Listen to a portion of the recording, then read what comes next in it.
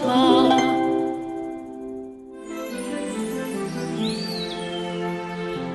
옛날에 도로시라는 이름의 작은 소녀가 살았어요.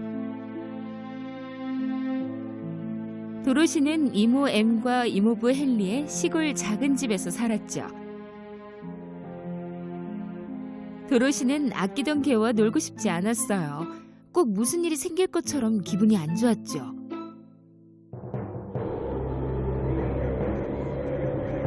오우, 태풍이 오고 있군. 어서 지하로 대피해야겠어. 이모는 도로시에게 서둘러 오라고 소리쳤어요. 토토야, 빨리 와. 우린 지금 지하로 내려가야 돼. 도로시는 개를 찾으러 침대 밑으로 들어갔어요. 바로 그 순간 도로시의 집이 흔들리기 시작했어요. 그때 갑자기 허리케인이 집을 삼켰고 집은 그 자리에서 뱅글뱅글 돌았어요. 도로시는 개를 잡으려고 안간힘을 쓰면서 버티려고 애썼어요. 그러다 개가 문 밖으로 날아가려 하자 도로시는 개의 앞발을 잡았어요. 아무것도 보이지 않았어요. 그저 하늘과 구름뿐. 그 순간 도로시는 공중에 떠 있다는 것을 알게 되었죠. 집과 자신이 너무 빨리 돌고 있어 이 모든 것에 도로시는 무감각해져 서서히 졸리기 시작했고 이내 잠에 빠져들었어요. 도로시는 갑작스런 폭발 소리에 잠에서 깼어요. 침대가 높이 올라갔다가 떨어지는 바람에 도로시도 땅바닥으로 떨어졌어요. 집은 더 이상 돌고 있지 않았고 해가 쨍쨍 비치는 창밖을 보니 둥둥 떠있지도 않았죠. 도로시는 밖으로 뛰어나갔어요. 그녀는 눈앞에 펼쳐진 광경에 입이 떡 벌어졌어요. 온갖 꽃들이 들판에 가득했거든요. 그때 갑자기 난쟁이들이 도로시를 향해 뛰어왔어요. 그들이 쓴 원뿔 모자 끝에 달린 종에서 딸랑딸랑 소리가 났죠. 그 난쟁이들은 모두 파란색 옷을 입고 있고 긴 턱수염을 갖고 있었어요. 난쟁이들이 도로시 옆으로 오자 갑자기 하얀 드레스를 입은 작은 마녀가 나타났어요. 위대하신 마법사님, 어서 오세요. 저는 북쪽의 착한 마녀랍니다. 이쪽은 제 친구 난쟁이들이에요. 동쪽의 악한 마녀에게서 저희를 구해주셔서 무척 감사드립니다. 아, 감사해요. 그런데 저를 다른 사람이라고 착각하셨나 봐요. 북쪽의 착한 마녀는 도로시의 집 한쪽을 가리켰어요. 가리키는 곳에는 반짝이는 은색 구두를 신은 다리가 있지 뭐예요? 바로 악한 마녀가 도로시의 집에 깔리고 말았던 거죠. 일부러 그런 건 아닌데 어쨌든 제 잘못이에요. 이제 어쩌면 좋죠? 할 수 있는 건 단 한 가지. 바로 마녀의 은색 마법 구두를 선물로 받는 거예요. 도로시는 자신의 낡은 구두를 벗고 새 구두로 신었어요. 집에 다시 갈 수 있게 도와줄 수 있나요? 당신을 도와줄 사람은 단 한 명, 바로 오즈의 마법사예요. 노란 벽돌길을 따라가면 에메랄드 도시에 도착할 거예요. 그곳에 가면 오즈의 마법사가 있으니까 올라가서 허락을 받으면 될 거예요. 착한 마녀는 도로시에게 이렇게 말하고는 사라졌어요. 이내 마녀가 떠나자 난쟁이들도 떠났죠. 시간이 흐르고 도로시와 개가 휴식을 취하려고 옥수수밭에 잠시 멈췄어요. 들판 한가운데에는 허수아비가 서 있었어요. 도로시는 호기심이 생겨 허수아비 옆으로 갔죠. 안녕. 넌 누구니? 처음에 도로시는 깜짝 놀랐어요. 그리고는 일어난 모든 일을 설명했죠. 난 아무것도 모르겠어. 내 머리는 건초로 가득하거든. 나도 너처럼 에메랄드 도시에 가서 오즈의 마법사에게 부탁하면 나에게 뇌를 줄까? 도로시는 들판에서 허수아비를 뽑았어요. 그리고는 함께 노란 벽돌길을 걷기 시작했죠. 그렇게 숲과 나무들 사이를 지나며 몇 시간이 흐른 후 그들은 뭔가 반짝거리는 것을 발견했어요. 그쪽 가까이에 가보니 바로 깡통으로 만들어진 로봇이 있는 게 아니겠어요? 그 깡통 로봇은 그대로 멈춰 서 있었어요. 나 좀 도와줘. 나도 모르게 너무 오랜 시간 동안 이렇게 녹슬어 있었더니 도저히 여기서 한 발자국도 움직일 수가 없어. 어떻게 도우면 되니? 저쪽에 가면 내 판잣집이 있어. 거기 가서 오이를 좀 가져다가 관절에 문질러주면 고맙겠어. 도로시는 깡통 로봇이 시키는 대로 했어요. 오이를 가져다가 관절에 부었더니 로봇이 움직이기 시작했어요. 너무 고마워. 근데 여기서 뭐 하고 있던 거야? 도로시는 있었던 모든 일을 다시 설명해 주었어요. 그럼 그가 내게 심장도 줄 수 있을까? 깡통 로봇도 그들을 따라가기로 했어요. 숲은 점점 어두워졌고 갑자기 어디선가 무서운 소리가 들리더니 그들 앞에 사자가 나타났지 뭐예요?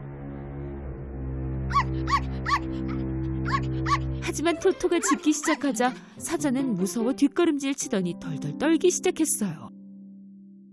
너처럼 큰 사자가 왜 이런 작은 개를 무서워하는 거니? 알아, 내가 겁쟁인 거. 아주 작은 소리에도 겁이 나. 잠깐만, 울지 마. 우린 오제 마법사를 찾고 있거든.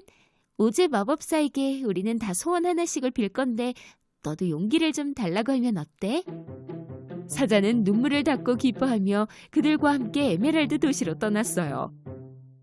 그들은 계속해서 걸었어요. 허수아비는 초록색으로 빛나는 하늘을 보여주었어요. 에메랄드 도시는 얼마 남지 않았던 거지요. 얼마 뒤 몇 시간을 더 걸으니 에메랄드 도시의 문에 도착했어요. 드디어 오제 마법사를 만나러 여기 도착했어. 그들은 성에 들어가려고 커다란 안경을 써야 했어요. 왜냐하면 에메랄드의 반짝이는 빛 때문에 눈이 멀 수도 있으니까요. 에메랄드 도시에는 집과 거리, 심지어 사람들의 옷까지 모두 초록색이었고 모든 곳이 빛났어요. 마침내 그들은 성에 도착했어요. 도로시는 오제 마법사를 만나러 들어가는 유일한 사람이었지요. 그녀가 잠시 망설이는데 왕좌 위에 둥둥 떠있는 머리가 보였어요. 나는 위대한 오주의 마법사다. 넌 누구냐? 왜 나를 만나러 온 거지? 그 은색 구두는 어디서 났느냐? 제 이름은 도로시예요. 도움을 요청하려고 왔어요. 도로시는 위대한 오제 마법사에게 그동안 일어난 모든 일을 말했어요. 오제 마법사는 돕겠다고 말하며 그 대신에 서쪽의 마녀를 없애달라고 말했지요. 도로시는 크게 좌절하며 울면서 친구들에게 돌아갔어요. 그리고 오제 마법사가 요구한 것을 말해주었죠. 그들은 모두 함께 서쪽의 마녀를 찾아서 없애기로 결심했어요. 다음날 그들은 에메랄드 도시를 떠나 서쪽 마녀가 사는 성으로 여행을 떠났어요. 서쪽 마녀는 눈이 한 개뿐이었지만 아주 먼 곳도 볼 수 있었죠. 서쪽 마녀는 도로시와 친구들이 성으로 오는 것을 보고는 자신의 큰 벌들을 불러들였어요. 침입자들을 쏘아라!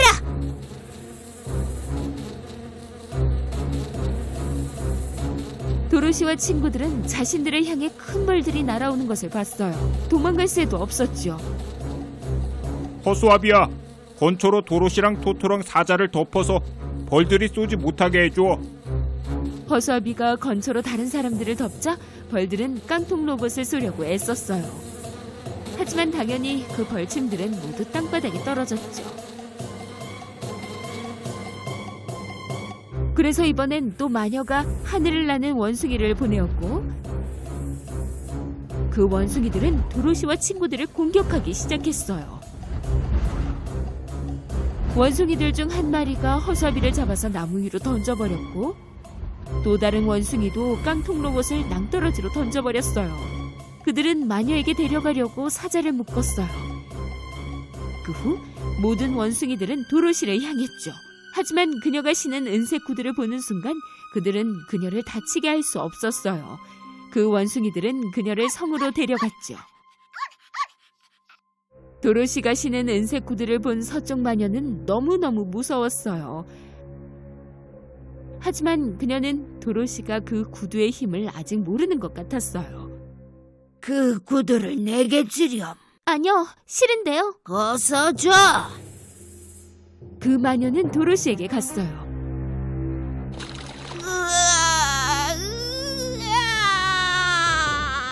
그 물이 나를 없앨 수 있는 유일한 방법이라는 걸 어떻게 알았지? 미안해요.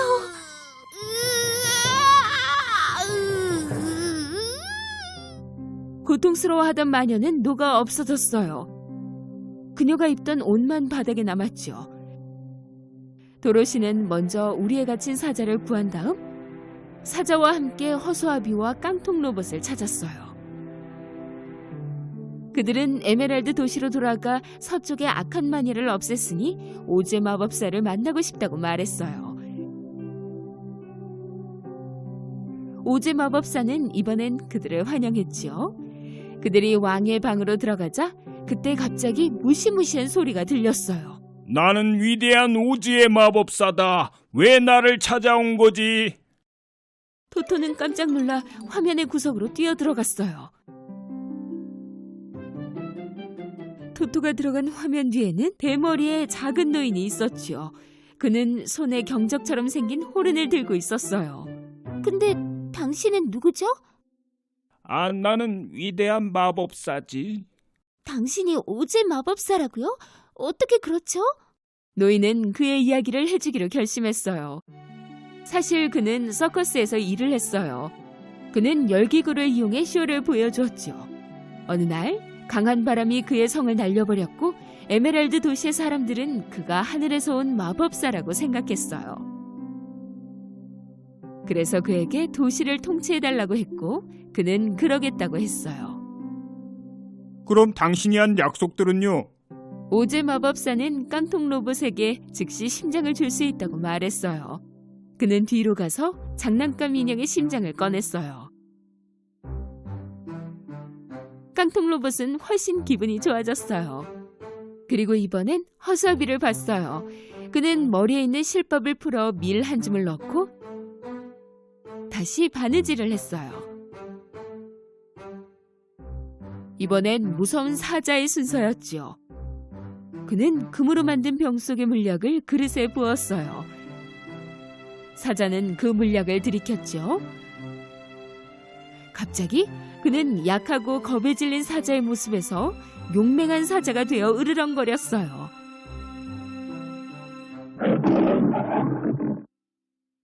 오제 마법사는 그들을 향해 미소 지었어요. 그는 사실 그들의 부탁을 들어준 것은 아니었죠. 그들은 이미 스스로 갖고 있었던 거예요. 하지만 그걸 어떻게 사용하는지 몰랐던 것뿐이죠. 이제 내 차례구나, 도로시. 사실 넌 항상 네가 원하던 모든 것을 이룰 수 있었단다, 도로시. 지금 신고 있는 그 은색 구두를 3번 구르면 너는 원하는 곳이 어디든 갈 수가 있지. 제가 원할 때는 언제든지 집으로 갈 수 있었다고요? 세상에, 그럼 나는 영원히 내가 있던 자리에 있을래. 그럼 나도 원래 내 모습대로 녹슬 거야. 그럼 나도 용감한 사자가 되지 않을래. 도로시는 친구들을 꽉 껴안았어요. 그녀는 모두에게 작별 인사를 했어요. 그리고 토토를 안고는 구두를 3번 굴렀죠. 그녀는 이모와 이모부가 사시는 집 쪽으로 가고 싶다고 말했어요. 잠시 후 도로시는 자신이 정원에 앉아있는 걸 깨달았어요. 그녀는 너무 기뻐서 주변을 둘러봤는데 이모와 이모부가 그녀 쪽으로 달려오고 있었어요. 도로시는 아주 행복해하며 마음껏 웃었답니다.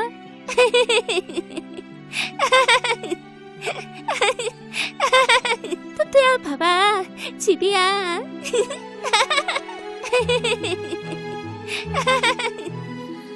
옛날에 사랑스러운 가족이 살았어요. 그 가족은 3명의 아이들이 있었는데 그들의 이름은 젠, 마이클, 그리고 웬디였죠. 웬디는 항상 엄마에게 피터팬이 그녀의 방에서 어떻게 플룻을 연주하는지 말해주곤 했어요.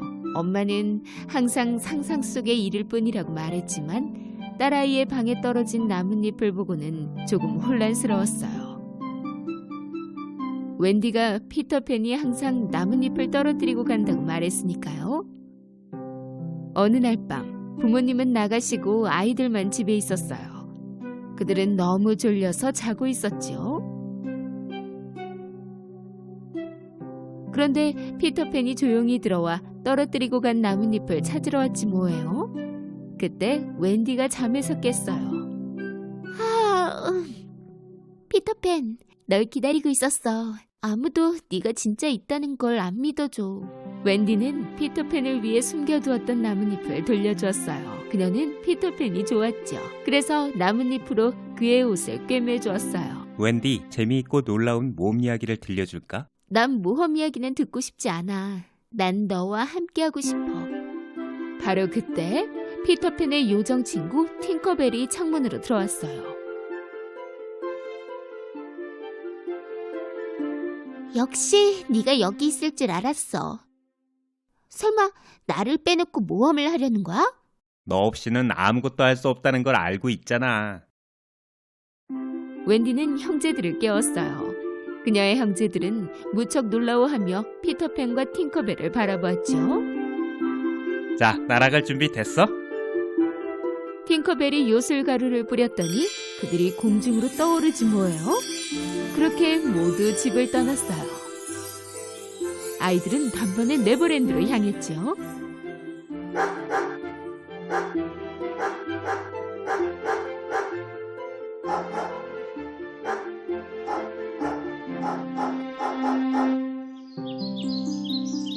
긴 여행 끝에 그들은 네버랜드에 도착했어요. 그곳엔 물론 그들도 있었고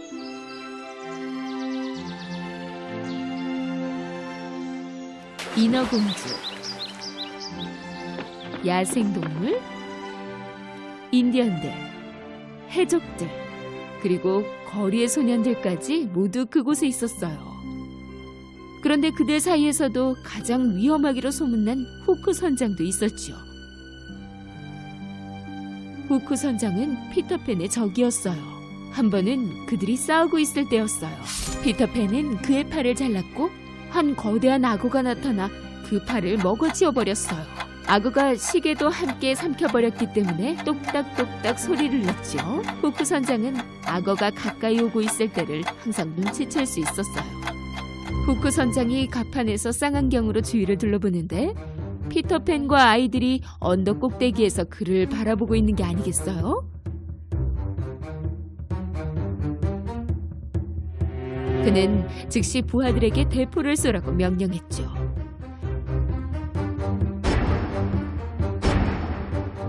피터팬과 아이들이 대포를 피해 도망가는 건 무척 어려운 일이었어요. 팅커벨, 아이들을 안전한 곳으로 옮겨줘. 내가 후크 선장을 상대할게.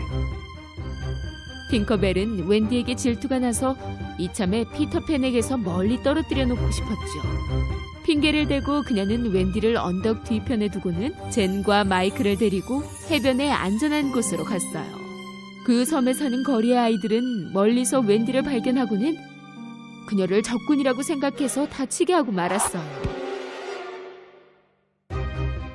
그때 피터팬은 후크 선장과 싸우고 있었죠. 그런데 갑자기 후크 선장의 팔을 앗아갔던 악어가 나타났지 뭐예요. 후크 선장은 무서워서 멀리 도망쳤어요. 피터팬은 돌아오는 길에 다친 채 암석 옆에 쓰러져 있는 웬디를 발견했어요. 그는 무척 화가 났죠. 거리 아이들은 그들이 다치게 한 소녀가 바로 피터팬의 친구라는 것을 깨닫고 무척 미안했어요. 내 친구들을 보살펴달라고 했잖아. 팅커벨도 무척 미안했어요. 자신이 어떤 잘못을 했는지 깨달았죠. 미안해, 피터. 다시는 이런 일 없을 거야. 약속할게. 거리의 아이들은 웬디와 그녀의 형제들을 위해 멋진 집을 만들어 주었어요. 밤이 되자 그들은 웬디의 이야기를 들으며 나무 아래에 있는 집에서 편하게 잠을 잤지요. 그리곤 피터팬은 그 집 앞을 지키곤 하였어요. 어느 날 그들이 바위 위에서 쉬고 있는데 해적들이 다가오는 게 아니겠어요? 그 해적들은 인디언 족장의 딸을 인질로 잡고 있었죠. 피터팬과 아이들은 그녀를 구하기 위해 그들을 따라갔어요. 해적들과 그들은 큰 전쟁을 치렀죠. 끝내 그들은 그 족장의 딸을 구해서 족장에게 데려다 주었어요. 그날 이후 인디언, 피터팬, 그리고 거리 아이들은 무척 가까운 사이가 되었죠. 족장은 피터팬의 부탁을 받고 최고의 훌륭한 2명의 남자들에게 친구들을 보호하라고 명령했어요. 물론 이것을 알게 된 후크 선장은 무척 화가 났죠. 언젠간 내가 너를 꼭 혼내주고 말 테다, 피터팬. 너는 도망갈 수 없을 거야. 어느 날 밤 웬디는 가족 이야기를 하기 시작했어요. 피터팬은 그녀와 형제들이 집을 얼마나 그리워하는지 깨달았죠. 물론 그들이 함께 살면 좋겠지만 친구들을 위해 원한다면 다시 돌아갈 수 있다고 말했어요. 어느 날 그들이 다시 긴 여행을 위해 짐을 싸고 있는데 해적의 공격이 시작됐지 뭐예요. 그 해적들은 인디언들을 함정에 빠지게 한 다음 그들을 붙잡았어요. 피터팬은 소년들에게 무슨 일이 벌어졌는지 모른 채 집에서 잠을 자고 있었어요. 후크 선장은 그가 자고 있는 것을 봤어요. 하지만 문은 열 수 없었죠.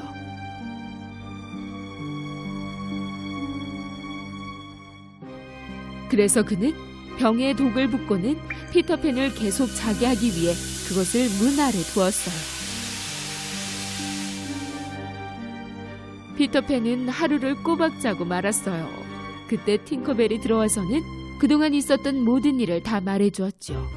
팅커벨과 피터팬은 친구들을 구하기 위해 길을 떠났어요. 그들이 해적들의 본부인 행복한 바위에 도착하였지만 아무리 봐도 해적을 찾을 수는 없었어요. 그래서 그들은 바위의 반대편으로 향했죠. 그곳에서 그들은 충격을 받았어요. 웬디, 젠, 마이클, 그리고 거리 아이들까지 모두 묶여 있었고 후크 선장은 횃불을 붙이려 하는 게 아니겠어요? 마지막으로 할 말 없나?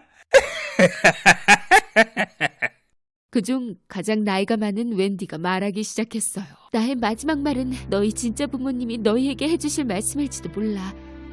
부모님들이 여기 계셨더라면 두려워하지 말고 죽음 앞에서 당당히 용기를 가지라고 하실 거야. 두려워하지 말자.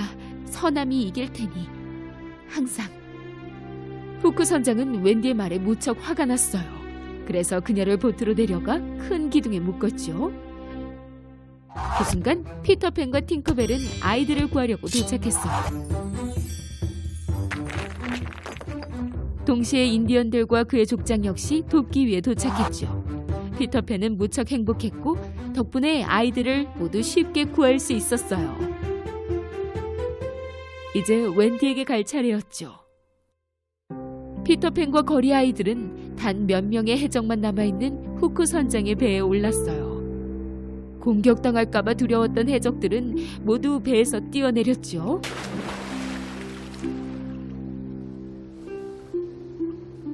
이제 숨을 곳이 없어, 후크. 항복해. 피터팬과 거리 아이들은 후크 선장을 밀쳐내기 위해 돌진했어요. 그때 갑자기 그는 어떤 소리를 들었어요.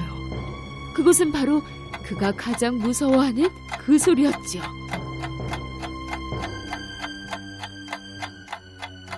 후크 선장이 두려워하며 뒤를 돌아보니 악어가 그를 기다리고 있지 뭐예요? 도와줘! 눈 깜짝할 새 그는 배 반대편으로 달려가 점프한 뒤 최대한 빨리 수영하기 시작했어요. 피터팬과 아이들은 배꼽을 잡았어요.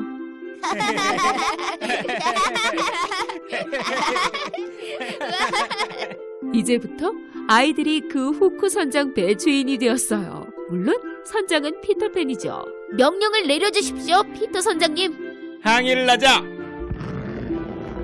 소년들은 밧줄을 풀었고 돛이 바람에 날려 펼쳐졌어요. 팅커벨아, 우리를 멀리 보내줘. 사랑하는 가족들의 품으로. 웬디와 젠 그리고 마이클은 그토록 그리워하던 부모님과 다시 만날 수 있게 되자 무척 행복했죠. 팅커벨이 요술 가루를 뿌리자 갑자기 배가 떠올라 하늘을 날기 시작했어요. 웬디는 부모님께 피터팬, 팅커벨 그리고 네버랜드에 대해 전부 말씀드리고 싶어 참을 수가 없었어요. 그날 이후 네버랜드는 그들의 제2의 고향이 되었고 피터팬은 그들의 가장 좋은 단짝 친구가 되었답니다.